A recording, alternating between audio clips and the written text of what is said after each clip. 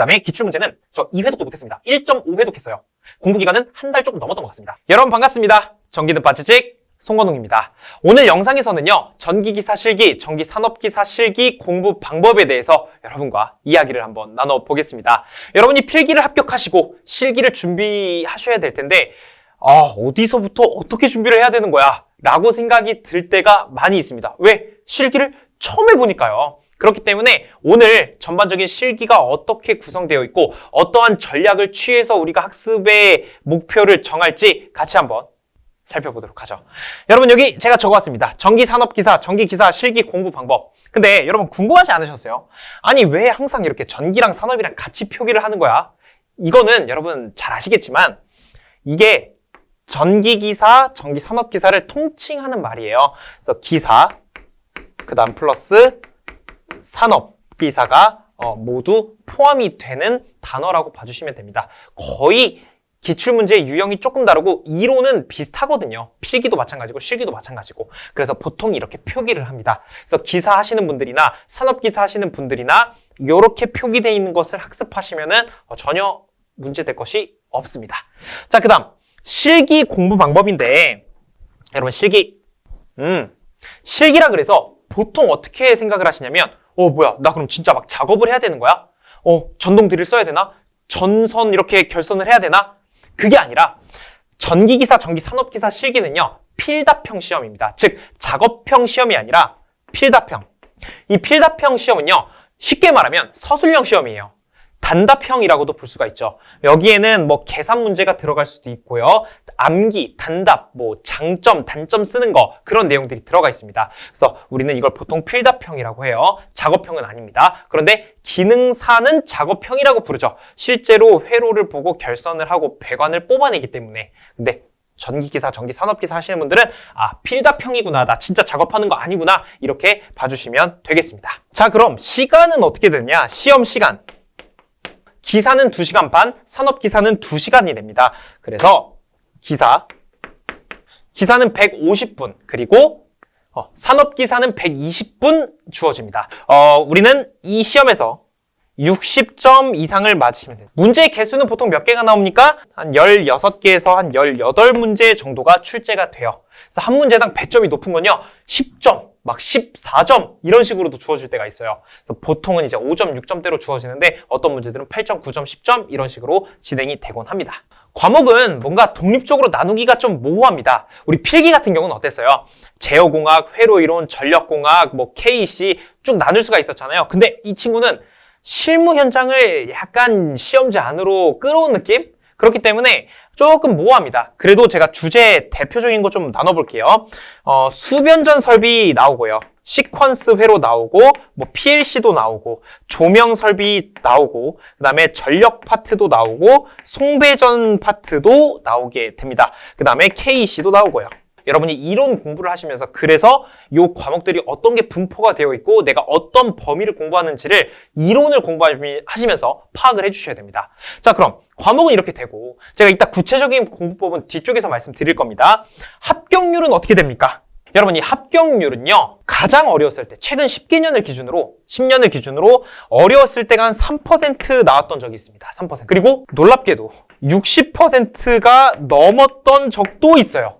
아니 이게 뭐냐, 이 합격률이 이렇게 편차가 크면 됩니까? 이렇게 이제 의견들이 좀 많이 나오기 시작하죠. 그런데 여러분 이 합격률의 어떤 난도를 조절하기란 사실은 쉽지는 않은 것 같아요. 그렇기 때문에 우리가 합격률에 연연하기보다는 어떻게 한다? 우리는 그냥 정도를 걸으면 됩니다. 그래서 정석적인 공부를 했을 때 어떠한 합격률이 나오더라도 합격할 수 있는 공부를 하면 되는 거예요. 그래서 합격률이 몇 %지? 이러면 어려운 건가? 60% 쉬운 건가? 3% 어려운 건가? 아니요. 공부를 한 사람들은 쉽고요. 공부를 안 한 분들은 어렵게 되는 겁니다. 그래서 이런 거 신경 쓰지 마시고 정도에 맞는 공부를 여러분 페이스에 맞춰서 잘 하시면 좋을 것 같습니다. 그래서 최근 10개년은 어쨌든 이런 식으로 나오고 이거 평균을 좀 내보니까 한 20%대 나옵니다. 20%대. 그래서 한 10명 시험 보시면 한 2명 정도 합격하시는 시험. 그러니까 좀 쉽진 않은 거예요. 왜냐면 필기에서도 합격률이 20-30%죠. 근데 그 중에서도 실기 넘어와서 20%면은 확률적으로만 봤을 때는 만만한 시험은 아니다 이렇게 볼 수 있습니다. 하지만 분명한 것은 초심자, 비전공자, 전공자 분들 할 거 없이 정도를 걸으시는 분들은 어쨌든 합격을 하시더라고요. 자, 그 다음 공부 기간을 좀 보겠습니다. 공부 기간.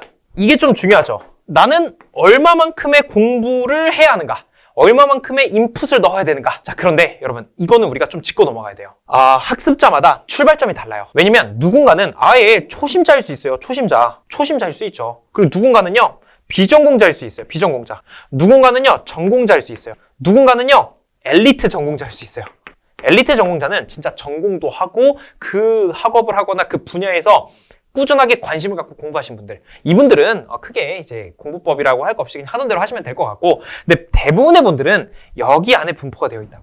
여기 안에. 그래서 전공을 했다고 하더라도 조금 공부를 누구나 제대로 하는 건 아니잖아요. 솔직히 말해서. 그래서 전공을 했다고 하더라도 비전공에 가까울 수 있고, 비전공이라 하더라도 전공자에 가까울 만큼 그냥 관심이 많을 수도 있습니다. 그래서 제가 공부를 할 때 얼마나 기간을 잡아야 되느냐, 정답이 없죠. 정답이 없기 때문에 보편적인 이야기를 할 수밖에 없습니다. 그럼 제가 설정한 보편적인 기준은 뭐냐? 바로 여기에 계신 분들을 기준으로 보편의 관점을 가져가는 겁니다. 비전공자를 주로 하고 전공은 했지만 살짝 학업에 충실하지 않았던 초심자이긴 하지만 그래도 약간의 관심 정도는 있는 분들을 보편적인 관점이라고 저는 바라보고 이 내용을 이야기할게요. 그냥 이런 거 설명 없이 바로 몇 개월 해야 되고요, 뭐 해야 되고요, 이런 건 없죠. 없죠. 다 다른데요. 그렇기 때문에 여기서 저는 이렇게 좀 말씀을 드리고 싶어요. 여러분이 이론은 여러분 실기도 이론과 기출문제가 있습니다. 근데 이론은 반드시 한 번은 보셔야 돼요. 이론을 보지 않는다는 건 뭐랑 똑같냐면요. 여러분이 달리기 시합을 하는데 운동화는 신었어요. 근데 운동화 끈을 안 묶고 뛰는 거랑 똑같은 겁니다. 바로 빠르게 뛸 수는 있겠죠. 하지만 한 번 걸려 넘어지면 후발주자한테 바로 잡히게 되는 그런 현상을 느낄 수가 있는 것이죠. 그렇기 때문에 이론은 신발끈을 잘 튼튼하게 묶는다. 뭘 위해서? 내가 열심히 뛰기 위해서. 뛰는 건요 기출문제라고 봐주시면 됩니다. 이론은요 신발 끈 묶는 거. 끈 묶는 거 얼마 안 걸리잖아요. 그 안 걸리는 시간을 투자해서 미래의 리스크를 없애는 겁니다. 그래서 이론은 보통 여기 구간의 분들을 기준으로 제일 많이 분포하세요. 제가 이제 자격증 따시는 분들 보면 거의 한 60에서 70%는 여기 구간에 계신 분들, 많게는 한 75%까지 잡아요. 그래서 어쨌든 이론은 2주 안에 보셔야 돼요. 2주 안에 봐야 됩니다. 몇 번? 한 번. 1회독만 하셔도 돼요. 나 근데 조금 불안하다 하시면 2회독 하셔도 됩니다. 하지만 3회독까지는 권장드리진 않아요. 하지만 1회독은 반드시 하셔라. 여기 있는 분들은 엘리트 전공자, 그러니까 제가 그냥 단어 설정한 겁니다. 이 엘리트 전공자분들은 그냥 1주에 이론 빠르게 한번 보셔도 될 것 같고, 그 다음에 그냥 이제 전공자인데 어느 정도 공부하신 분들은 2주 안에 한 번을 보셔도 되고 1주 안에 한 번 보셔도 되고, 이건 뭐 정답은 없습니다. 근데 보편적으로 여기 구간에 있는 분들은 2주 안에 한 번 보세요. 근데 이제 여기 초심자분들 있죠. 이분들은 이론을 3주 안에 2번을 보셔야 됩니다. 그러니까 여러분 이게 이론을 한 번 돌린다는 게 양이 많지는 않아요. 근데 때로는 많을 수 있죠. 왜? 학업을 하시거나 아니면 직장에 다니시거나 육아를 하시거나 많습니다. 일반적으로 공부만 온전히 할 수 있다는 가정하에 이렇게 들어가는 거예요. 그래도 시간으로 좀 설정을 해드려야 되잖아요. 이렇게 기준을 잡는 건요. 하루 순수 공부 시간 4시간 기준입니다. 근데 저는 직장, 육아, 학업 이런 것 때문에 이거 좀 부담됩니다. 그러면 괜찮아요. 이거를 2시간으로 줄이고요. 얘를 3주로 늘리면 됩니다. 3주 동안 하루에 2시간씩 해서 순수 공부 시간 충분히 할 수 있어요. 이론은 여러분 깊이 들어가려고 하지 마시고 용어나 흐름 정도만 잡아주는 거예요. 여기서 이론할 때는 뭐가 중요하다? 용어. 그 다음에 내가 어떠한 파트를 공부해야 될지, 거기에 중요 핵심 공식은 뭔지, 핵심 문제들은 뭔지 먼저 맛보게 하는 거예요. 그래서 용어와 어떤 기본 흐름, 이 2개의 초점을 맞추시면 돼요. 막 이해하려고 하지 마세요. 이론에서는요. 이거 이해하려고 했다가 완전 시험 기간 다 놓치고 페이스 무너집니다. 그래서 여러분 부담 없이 이론은 빠르게 내가 한 번 내지는 2번 듣는다, 이렇게 봐주시면 됩니다. 그럼 이제 여기 계신 분포하시는 분들이 기출문제 들어올 거 아니에요? 그럼 기출은요 나머지 기간 전부 봐야 됩니다. 그냥 나머지. 이 나머지 기간이라 하면 내가 이론을 한 번 내지는 2번 듣고 나서 남은 기간, 시험 때까지 남은 기간 동안 반드시 기출문제를 풀어주셔야 되고, 그럼 이 기출문제를 몇 개년 풀어야 되냐? 최소 20개년은 풀어주셔야 됩니다. 자, 그럼 이제 질문을 합니다. 아니, 기출문제를 무슨 20개년이나 풉니까? 이거 한 10개년만 풀어도 되는 거 아니에요? 여러분, 그렇지 않습니다. 왜냐면 기출문제 최근 나오는 걸 보면요, 비교적 최근의 것들도 나오지만 2000년대 문제도 굉장히 많이 나오고 있어요. 2003년, 2004년, 2005년. 그렇기 때문에 무시할 수가 없어. 그래서 최소 20개년, 더 많이 보면 좋아요. 30개년 보면 좋은데 현실적으로, 물리적으로 거의 보기가 어려워요. 30개년, 즉 30개년까지는. 그래서 우리가 합의점을 보는 게 최소 20개년은 봐야 되지 않나, 이렇게 기준을 잡는 겁니다. 그래서 최근에도 2000년대 문제들이 꽤 나왔죠. 그래서 20개년 정도는 꼭 보시는 것을 권장드립니다. 자, 20개년을 했어요. 이거 나머지 기간. 보통 근데 이게 얼마나 걸리냐면, 제가 했을 때는 전 학교 다니면서 했는데 하루에 공부 순수하게 할 수 있는 게 3-4시간밖에 안 나오더라고요. 근데 그렇게 이제 이렇게 2주에 한 번 돌렸고, 그 다음에 기출문제는 저 2회독도 못했습니다. 1.5회독 했어요. 공부 기간은 한 달 조금 넘었던 것 같습니다. 한 달 조금 넘었어요. 주말에는 열심히 공부하고 평일에는 한 3시간, 4시간 공부하고, 그렇게 하니까 너무 감사하게도 좋은 점수를 얻을 수 있었는데, 아무튼 중요한 건 이 과정이, 제가 지금 말씀드리는 과정이 절대 쉬운 과정이 아니다. 그거는 정말 잘 알고 있습니다. 그렇지만 여러분, 자격증 시험이라는 건요, 단기간에 바짝 집중을 해서 취득하는 것이 중요합니다. 즉, 선택과 집중이 제일 중요한 게 자격증 시험이에요. 나는 기간을 한 1년, 2년 늘려서 천천히 따야지, 이것도 물론 환경상 어쩔 수 없으면 그렇게 해야 되겠지만, 환경상 내가 한 6개월 내로 필기시기 합쳐서 6개월에서 7개월 안에 합격을 할 수 있다면 그렇게 할 수 있는 환경을 만드는 게 좋습니다. 그게 베스트예요. 왜냐면 지식이라는 건 계속해서 휘발이 되잖아요. 그래서 그거 휘발되기 전에 우리가 시험을 빨리 봐서 취득하는 것이 중요하다.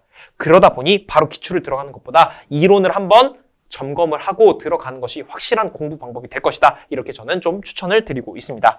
그럼 20개년 몇 회독 해야 돼요? 정답은 없습니다. 저는 근데 그냥 2회독을 추천드립니다. 여러분, 2회독이 뭐냐면 1개년부터 20개년 한번 쭉 다 보고 다시 돌아와서 또 다시 보는 거예요. 이게 쉽지 않아요. 정말 쉽지 않습니다. 그래서 제가 최소 이거를 목표로 하시면 뭐라도 하지 않을까, 이렇게 생각을 하는 겁니다. 2회독 할 때 중요한 건, 여러분, 회독을 막 5번, 6번, 7번 하는 게 중요한 게 아니라, 내가 어떤 문제를 풀고 이제 다음 문제로 넘어갈 거 아니에요? 혹은 다음 날에 어떤 문제를 풀 거 아니에요? 그러면 그 전날 혹은 이전 회차에서 몰랐거나 헷갈리는 내용들이 분명히 있다고요. 없을 수가 없어요. 그러면 그것을 체크해놨다가 내가 오늘 복습 시간 혹은 내일 복습 시간 뭐 1시간 정도 만들어서, 내가 이 문제를 한번 해설 보고 읽어보고 풀어보고, 그래도 잘 안 돼. 그러면 영상 보고 풀어보고, 그렇게 해서 반복을 하는 겁니다. 그래도 안 되면 여러분, 실기는 외우기라도 해야 돼요. 도저히 안 됐을 때 외우기라도 해야 됩니다. 그렇게 2회독을 반복하면 결국에는 여러분의 것으로 많이 만들어져요. 이게 왜냐면 20개년을 하는 장점 중에 하나가 1개년 때 풀었던 문제가 한 15개년쯤에 가서 똑같은 문제가 나올 수가 있거든요. 그리고 많이 그렇게 나와요. 왜? 어쨌든 이 자격증 시험이라는 것은 문제 은행에서 추출할 수밖에 없습니다. 일부 신출 문제를 제외하고는요. 내가 1개년 때 풀었던 것을 15개년 때 다시 한번 풀어봄으로써 내가 1개년 때 몰랐는데 15개년 와서 푸니까 풀리네? 이렇게 되면 정말 성공적인 공부를 하시는 거예요. 그렇게 1개년부터 20개년 돌았죠? 다시 돌아와서 1개년, 20개년 내가 모르는 거 체크해둔 거를 집중적으로 보시면서 학습을 하시면 분명한 도움이 될 겁니다. 그리고 풀이를 하시면서 가장 중요한 건요, 오답 노트예요. 내가 모르는 내용, 헷갈리는 내용을요, A4 용지에 좀 정리를 하시는 게 좋습니다. 그래서 어떻게 하냐면, 여기에 A4 용지가 이렇게 있으면 전 한 10장 정도 나오더라고요. 오답 노트가 A4 용지에다가 이렇게 그냥 막 적었어요. 어떤 내용을 적었냐면, 예를 들어 몰드 변압기의 장점을 쓰시오, 단점을 쓰시오. 근데 이거 못 외웠어. 그러면 몰드 변압기 장점, 단점을 여기에 적는 거예요. 근데 이걸 적을 때 온전히 너무 정직하게 책에 있는 대로 그대로 적는 게 아니라 내가 잘 외울 수 있는 단어로 구성해서, 키워드로 구성해서 적었습니다. 교재는 예를 들어 글자가 한 20개 나왔다면 저는 이거를 12개 정도로 줄여서 저만의 암기법으로 만들고 이런 식으로 좀 진행을 했어요. 그래야 암기가 빠릅니다. 그대로 있는 거를 외우는 거는 상대방이 쓴 거잖아요. 어쨌든 교재도. 그렇기 때문에 안 외워져요. 나만의 언어로 바꿔야 됩니다. 그렇게 했을 때 단답은 여러분의 것으로 잘 흡수가 될 거예요. 이렇게 해서 2단으로 이렇게 막 썼습니다. 그리고 잠자기 전에 한 20분 정도 계속 반복해서 읽었어요. 이 내용들을. 쓰면서 외운 게 아니라 그냥 눈으로 반복해서 읽고, 가리고 읽고, 다시 읽고. 이거를 하루도 빠짐없이 30분 동안 매일 자기 전에 했습니다. 그러다 보니 점차 외우는 속도가 빨라지더라고요. 계속 누적이 될 거 아닙니까? 공부를 하면 할수록 내용은 누적이 돼요. 그럼 내용은 많아집니다. 많아지더라도 저는 괜찮았어요. 왜? 앞에 거를 계속 반복하니까 앞에 거는 금방 넘어가더라고요. 이렇게 슉 넘어가더라고요. 그래서 좀 더 공부하면서 자신감이 생기지 않았나, 이렇게 생각이 듭니다. 물론 여러분, 제가 이렇게 너무 쉽게 이야기하는 걸 수 있는데 저도 그때 안 쉬웠습니다. 너무 어려웠습니다. 그래서 여러분이 앞으로 이 과정대로 한다면 여러분이 느끼실 그런 어려움, 고통, 힘듦, 피로감, 이런 것들이 분명히 있을 거예요. 그걸 너무너무 잘 알지만 그럼에도 불구하고 우리의 목표는 합격이잖아요. 단기간에 합격을 하는 게 그 피로감을 완전히 없애버리는 단 하나의 방법이 되는 거잖아요. 그래서 여러분이 적어도 이 과정을 공부하는 데 있어서 선택과 집중을 잘 하셨으면 좋겠다라는 생각에서 이렇게 좀 말씀을 드렸습니다. 자, 그리고 제가 마지막으로 드리고 싶은 말씀은 여기 실기 보면요. 계산 문제가 주로 있고 그 다음에 단답 암기 문제가 있고 그 다음에 감리라는 게 있습니다. 그래서 비중을 보면 보통 계산 문제가 한 70% 나오고 단답 암기 문제가 30% 그래서 7대 3 정도 나와요. 물론 이건 회차마다 다릅니다. 9대 1이 될 수도 있고 계산이 8, 단답이 2 이렇게 될 수도 있어요. 이건 몰라요. 그렇지만 보통 보면 7대 3 이렇게 나와요. 감리 있잖아요. 감리는 안 나오는 경우도 있고 한 문제 내지는 두 문제가 나올 수가 있어요. 근데 보통은 한 문제가 나옵니다. 근데 감리 그 한 문제를 맞추기 위해서 그 방대한 감리를 공부하기란 정말 쉽지 않아요. 그래서 어떤 전략을 가져가야 되냐면 첫 번째, 계산 문제는 여러분이 웬만하면 정말 어려운 거 빼고는 다 풀 줄 알 정도로 공부를 하시면 좋아요. 그러니까 목표를 그렇게 잡자는 겁니다. 전부 다 어떻게 풉니까? 목표를 그렇게 잡는 거죠. 그 다음에 단답은 다른 것 보는 것도 좋지만 일단 기출이 되었던 것 위주로 보는 게 좋아요. 기출된 것 다 외우면 이제 그 밖의 것을 외우면 됩니다. 그 다음 세 번째, 감리는요. 제가 조금 전에 말한 첫 번째, 두 번째를 다 수행했을 때 그래도 시간이 남는다. 그러면 기출이 되었던 감리를 보는 거예요. 자, 너무나는 공부를 열심히 해서 감리조차 기출된 거 다 외웠다. 그러면 그때 이제 외부에 있는 감리를 전부 다 외우시면 됩니다. 근데 여기까지 가는 경우는 거의 없어요. 정말 드뭅니다. 그래서 제가 방금 말씀드린 1번, 2번, 3번 정도의 원칙만 잘 지켜주시고 그 다음에 오답 노트 쓰시는 것까지 반드시 지켜주시고 하시면 여러분의 공부 방법을 디자인하는 데 있어서 좀 도움이 되지 않을까라고 생각합니다. 그리고 제가 이 오답 노트에 대해서는 정말 할 말이 많아요. 그래서 제가 이건 따로 영상으로 또 준비해서 여러분께 공개를 해드릴 테니까 여러분 공부하시는 과정에 작게나마 도움이 되었으면 좋겠습니다. 그래서 오늘 영상은 여기서 인사드리고요. 저는 여러분께 도움이 될 수 있다면 어떠한 형태로든 콘텐츠를 제작할 것을 약속드리면서 여기서 인사드리도록 하겠습니다. 고맙습니다.